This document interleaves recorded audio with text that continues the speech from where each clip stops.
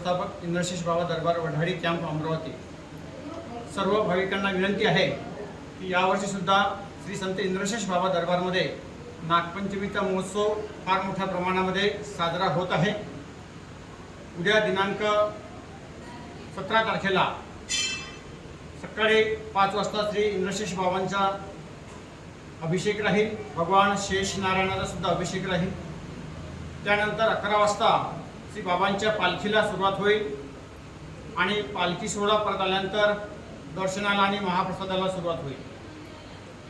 5 दिवसाचं ही तीर्थस्थापना दरबारमध्ये झालेली आहे आणि या 5 दिवसामध्ये हरिभक्त परायण श्री कैलाश महाराज एलकीकर यांचे शिवमहापुराणाचे वाचन दरबारमध्ये सुरू आहे। पालखी दरबारमध्ये आल्यानंतर दर्शनाला सुरुवात झाल्यानंतर या ठिकाणी कलश वाटप होणार आहे। दरबारची प्रथा आहे की येणाऱ्या सर्व भाविकांना या ठिकाणी नारळाचं वाटप दरबारच्या वतीने केले जाते।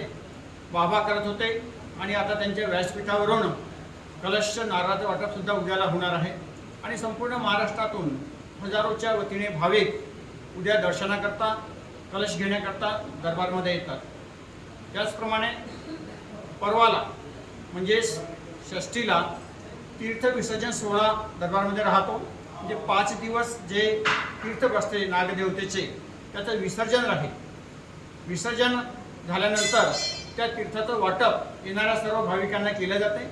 त्याचप्रमाणे दरबारच्या वतीने मोठा भंडारा महाप्रसाद सुद्धा दरबारमध्ये केला जातो। दरबारमध्ये येणाऱ्या सर्व भाविकांना ज्यांना मांस वगैरे सोडायचे आहे त्यांना तुळशीच्या माळा वाटल्या जातात। येणाऱ्या सर्व गोरगरिबांना वस्त्रदान केले जाते नागपंचमी निमित्त आणि भव्य दिव्य असा हा सोहळा दरबारमध्ये संपन्न होत आहे।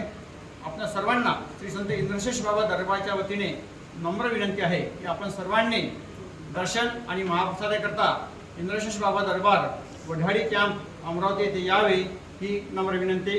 धन्यवाद।